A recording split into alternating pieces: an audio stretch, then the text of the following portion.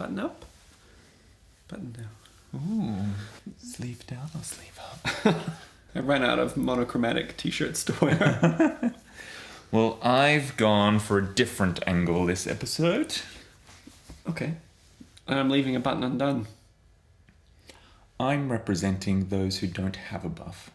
At Redemption. Yeah, sure. To celebrate all the wonderful people who have just left Redemption. 3. We lost 3 people in this episode. You will be missed. It's so good. You will be missed. You will be missed. It is a beautiful thing, like narrative-wise, for Fiona and Julie. They form this bond between the two of them on Makaroo. Julie loses Fiona at their first tribal council. She's blindsided by that. In the swap, Julie hustles, isn't able to survive it, goes to Redemption, and on this occasion, 2 people will leave Redemption, and it's those 2, so they end up leaving the game together.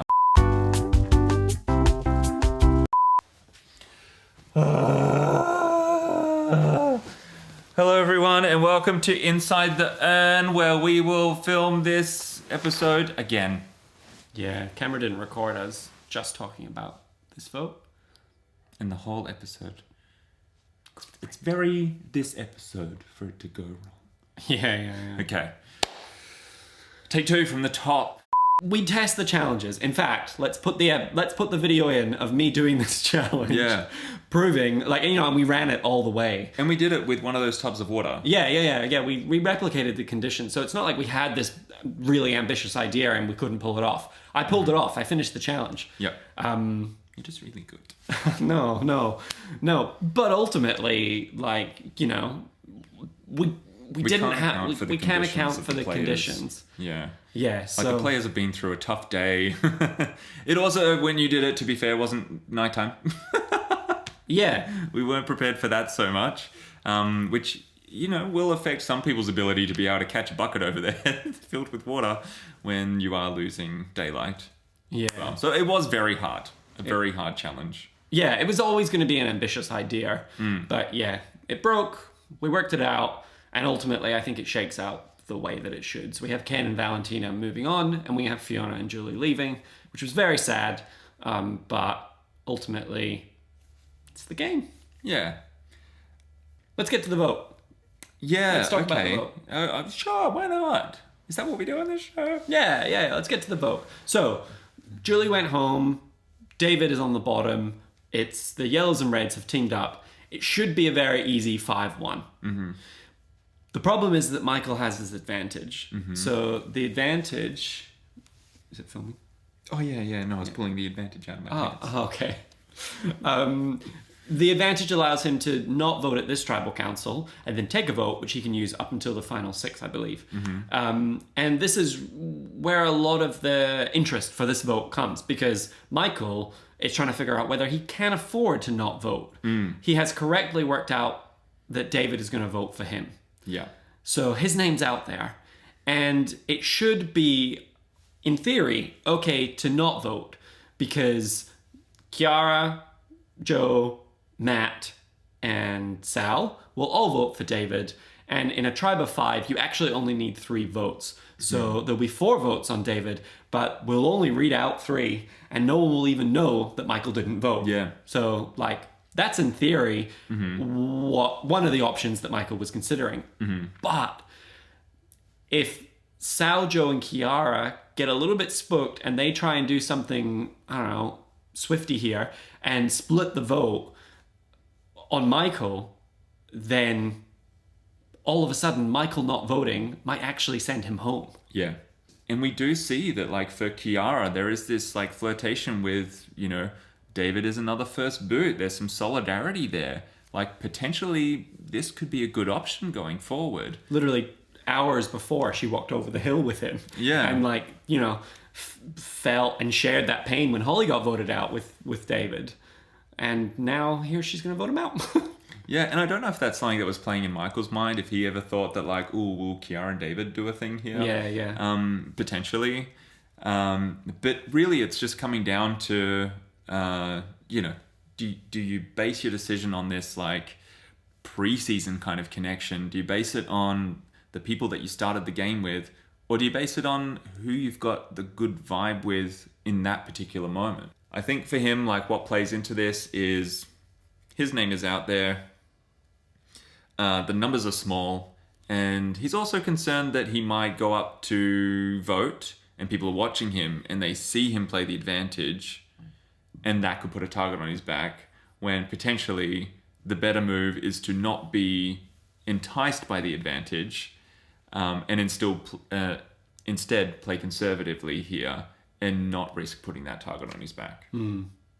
So ultimately, Michael will not get the extra vote, and now he can no longer use that advantage in any tribal councils going forward. So it's gone. Yep. And they'll put 5 votes on David, and the 1 vote from David will go on Michael, as planned. Yep. Okay, so David will get sent to redemption, and we will go into another redemption challenge, which is the first challenge from season 3. Yeah.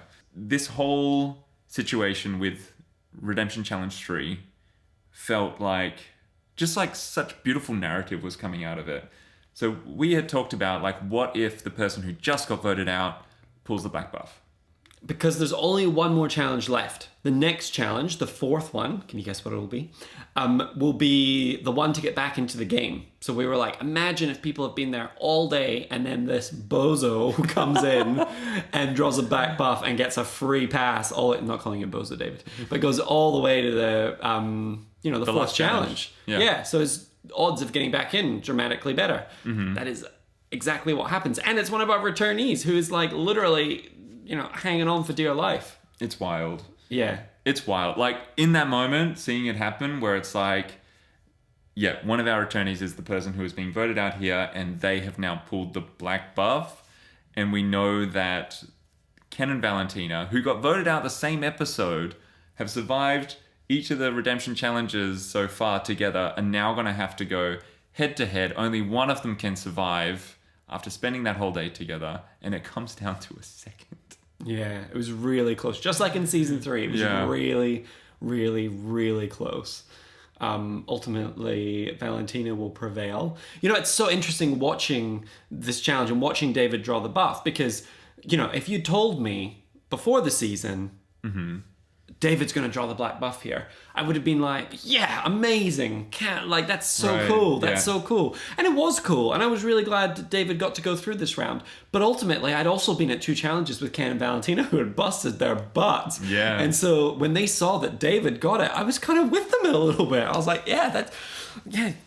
this isn't that fair. Yeah. And I feel like you're getting... your heartstrings are being pulled in different directions here. It's who are you rooting for? It's like these people are coming in with such high, so much to lose, like in that moment and in the challenge. And this is what's so hard about this season is that we said no to people for this. So everyone that we said yes to, we really, really, really loved. Yeah. And so, no real possibility, no solution in there was great. I didn't want David to have to do the challenge, but also I kind of felt like David might have to do the challenge. Yeah, it's very hard. Yeah. So ultimately, Ken and Valentina will do it. Valentina will prevail and will win her first... she only had to beat Ken here, but will win her 3rd challenge. So we say goodbye to Ken at the end of this episode. And I feel like this is really, it's redemption's already paying dividends here for us. Yeah. We got to have the beautiful moments with Holly in the first 3 episodes. And now we've got to see Ken create this bond with Valentina and them go head to head. We get to hear a bit more of his experience where he came in with, not a lot of confidence in how he would perform. And yet he succeeded in these 2 challenges where he had to do it all himself. So it's great to see he gets a bit of a story arc here. Ken should be very proud of himself. Yeah, I'm proud of Ken. Yeah. We lose Fiona, Julie, and Ken in this episode, and David is at redemption.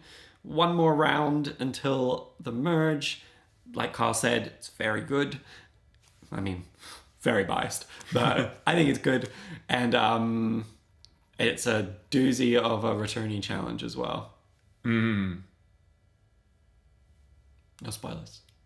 Okay. See you next week for episode 6. Wow. We are... Ooh, can we announce it? We are halfway. Like, there are 12 episodes in this season.